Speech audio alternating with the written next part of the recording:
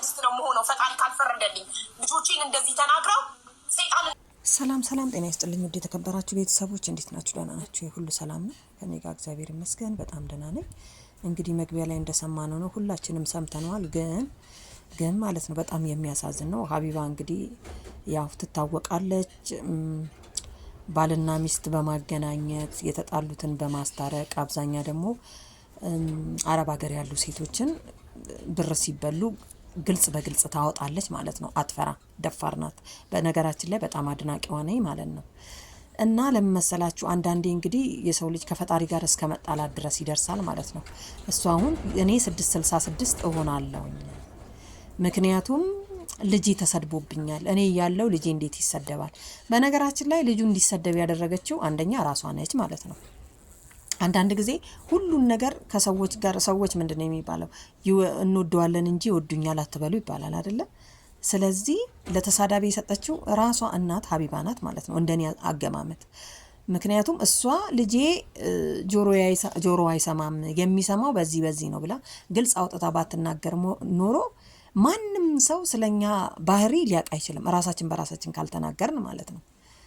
እና ተሳዳቢዋ ጥሩ አደረገች ማለት ሳይሆን አንዳንድ ጊዜ ሚዲያ ላይ ሁለት ግለሰቦች አንድ ላይ ይጣሉና እርስ በርስ ሲያቀታቸው ወደ ቤተሰብ ይሄዱና አንቺ እንትን ልጅ አንቺ እንዲ አንቺ ያደግሽው እንደዚህ ምናምን ነገር ይባባላል ማለት ነው። ስለዚህ ሚዲያ ላይ ያው በዚህ ዓለም ላይ እንግዲህ የማይወጣ ሰው የለም። ሁሉ ነገራችን ሚዲያ ላይ ከሆነ በጣም ቆይቷል። ግን የሆነ ድብቅ ነገሮችን መኖር አለባቸው። ሁሉ ነገር ግልጽ ሆኖ መውጣቱ ጥሩ ነው ብዬ እኔ አላስብም፣ ግን እንደኔ ማለት ነው። እና ብዙ በነገራችን ላይ ብዙ አረብ ሀገር ያሉ ሸቃሎች አያወሩም እንደዚህ ስለራሳቸው ላይፍ ብዙ ማለት ነው። አይታችሁ ከሆነ አውሮፓ ላይ የሚኖሩ ናቸው በጣም በቃ ብቻቸውን ስለሚኖሩ ላይፋቸው ምርጥ ስለሆነ ምናምን ነገር ስለሚመቻቸው ቪዲዮ ለመስራትም በቃ ብዙ ነገር የራሳቸውን እንትን ያሳያሉ ማለት ነው። አይታችሁ ከሆነ በተለይ ዩቲዩብ ላይ በጣም ብዙዎች በእንትን ነው መንሰራው።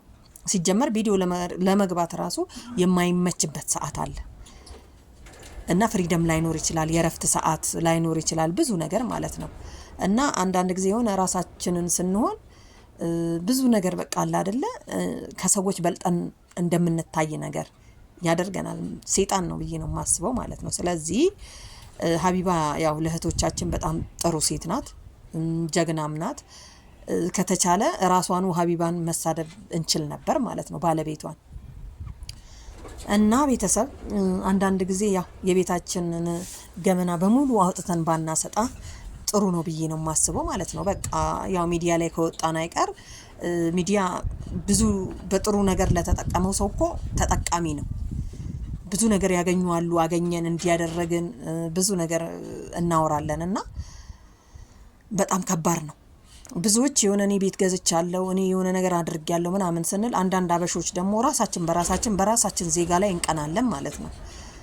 ስለዚህ አሁን ሀቢባ በለጠችንም ሊሆን ይችላል አይታወቅም። ምክንያቱም 10 አመት ሚዲያ ላይ የተቀመጠና 1 አመት የሞላው ልዩነት አለው።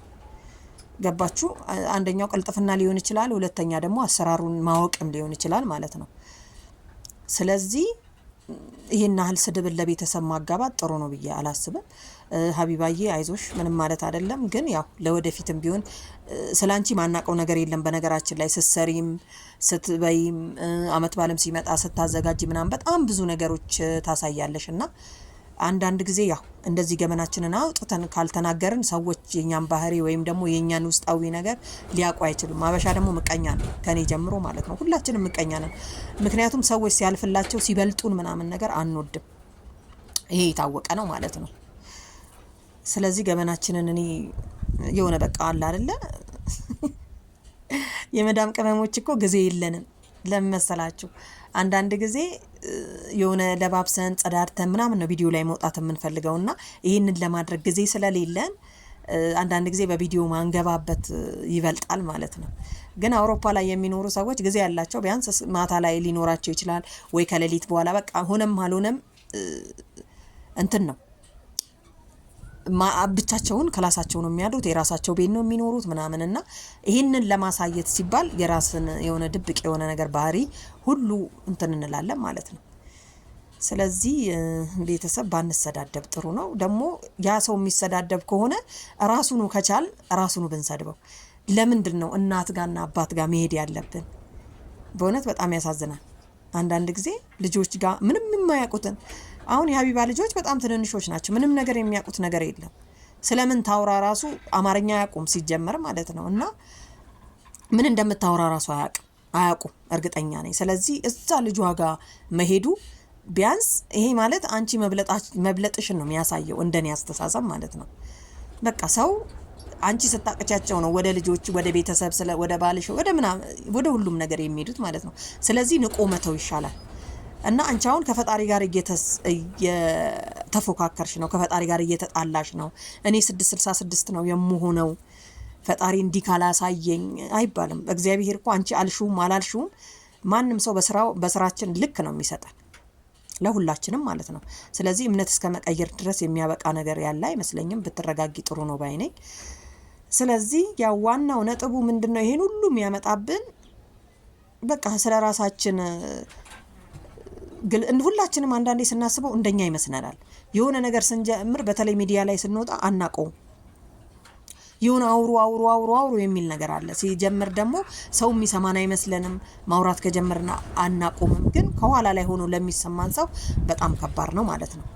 ስለዚህ ያው እንግዲህ እግዚአብሔር ብሎ ደግሞ ልጅሽም በራሱ ሊሰማ ይችላል። የፈጣሪ ስጦታ ነው ብለሻል። ስለዚህ እግዚአብሔር ለሰጠው ነገር ይሄን ያህል እምነት እስከ መቀየር ድረስ ማንንም ይናገርሽ ምን ቸገረሽ አንቺ? የኔ ግን አስተሳሰብ ይሄ ነው። ግን የሁሉ ችግር የሚያመጣው የራሳችንን ግልጽነት በጣም ሚዲያ ላይ አውጥተን ቤታችንን ስናሳይ ነው ብዬ ነው የማስበው ማለት ነው። ስለዚህ አብዛኞቻችን ብንቆጠብ ጥሩ ነው።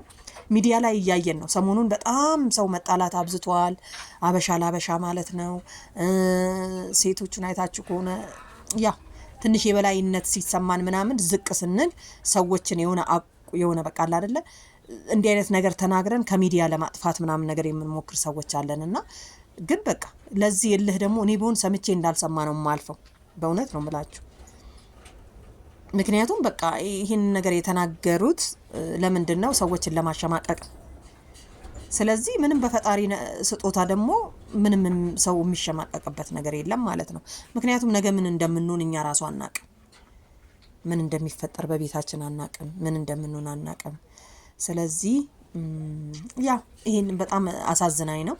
ምክንያቱም በቃ የሆነ ሰው ከልቡ ምናምን ተናዶ ምናምን ነገር እንትን ስትል በጣም አሳዘነችኝ። ምክንያቱም የሆነ በቃ ስገባ ማገኛት እሷ ነው ስገባ ማገኘው አይዞች ጠንክሪ ለማለት ያክል ነው። ያ ሁላችንም ቢሆን ነገ ጠዋት የሚደርስብን ነው። ግን ሚዲያ ላይ ሲወጣ አንድ ሰው መጥፎ ነገርም ጥሩ ነገርም ለማስተናገድ እንደሆነ አስቦ መውጣት አለበት። በቃ ዋናው እሱ ነው ማለት ነው። ለማንኛውም ሰላማችሁ ይብዛልኝ ባይ